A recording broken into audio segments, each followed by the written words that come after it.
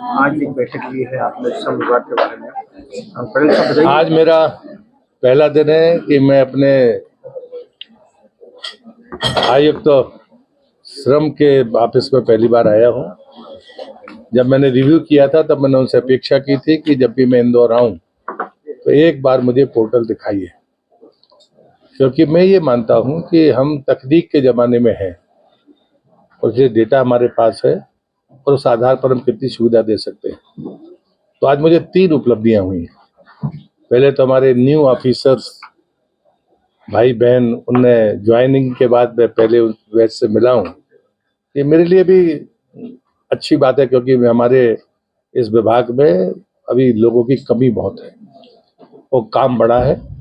लेकिन मैं दूसरी बधाई दूंगा विभाग को कि उन्होंने ड्रीम सर्विसेज में जो सफलता अर्जित की है, जबकि रिव्यू किए हुए मुझे ज़्यादा दिन नहीं हुआ है, अभी 15 दिन ही हुए हैं।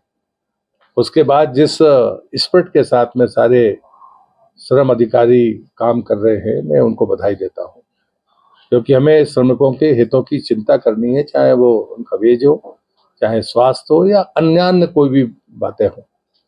जो हमारे प्रदेश में मजदूरी करते हैं या प्रदेश के बाहर करते हैं, कुछ पंजीकृत हैं, कुछ अपंजीकृत हैं, कुछ संगठित है क्षेत्र में है, कुछ असंगठित क्षेत्रों में है। और जो एक प्रवासी मजदूर की परिभाषा है, जिससे मैं कई बार सहमत नहीं होता हूँ, क्योंकि माइग्रेशन जो अंग्रेजी का शब्द है वो तो बड़ा अलग लगता है। तो इसलिए मैं ये मानता हूँ कि अब राज्य के बाहर से कोई व्यक्ति हमारे यहाँ मजदूरी करने आए या हमारा कोई व्यक्ति राज्य के बाहर जाए, इस पर एक्ट है, आयोग भी है जो अपनी सिफारिशें देगा। उसका कार्यकाल 2 साल का है और उसकी सिफारिश के बाद हम प्रवासी मजदूरों के बारे में, जिसमें मेरा कॉन्सेप्ट है कि राज्य के बाहर से आए हुए लोग या हमारे दो लोग राज्य से बाहर गए, उनके बारे में हम और बेहतर से बेहतर क्या कर सकते हैं ताकि उन्हें कोई असुविधा ना हो। इस बात के लिए पूरी टीम जवाबदेही के साथ काम करेगी। मैं फिर से उनको बधाई देता हूँ। सर, आप 60 साल के बाद पेंशन देने की भी बात कर रहे थे मजदूरों को, उसके बारे में क्या आगे प्रोसीजर? मुझे लगता है कि कुछ मिसलीड सा हुआ है। अटल जी के समय में 2 बीमा योजनाएं प्रारंभ हुई थी, उसमें पेंशन स्कीम भी थी, जीवन ज्योति और अटल पेंशन योजना।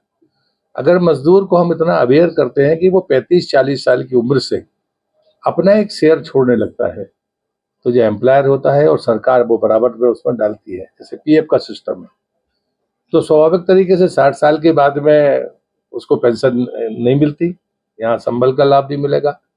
तो संबल के जब उसको बुढ़ापा है और जब को स्वास्थ्य की और पैसे की सर्वाधिक जरूरत उसको है, तब उसके पास में पेंशन का कवर होना चाहिए।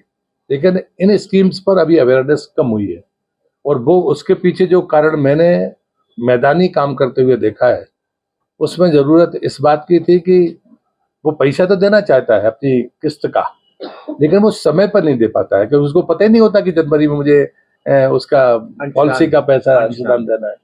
तो इसके लिए कोई फेडरेशन या सरकार या कोई, जिसको अंग्रेजी में शब्द एम्प्लॉयर कहते हैं, अगर वो एक मुश्त उनका दे दे तो उनके जीवन के लिए बड़ी सफलता होगी। स्कीम अटल जी के समय बनी थी और मैं उसको बहुत बेहतरीन स्कीम मानता हूँ।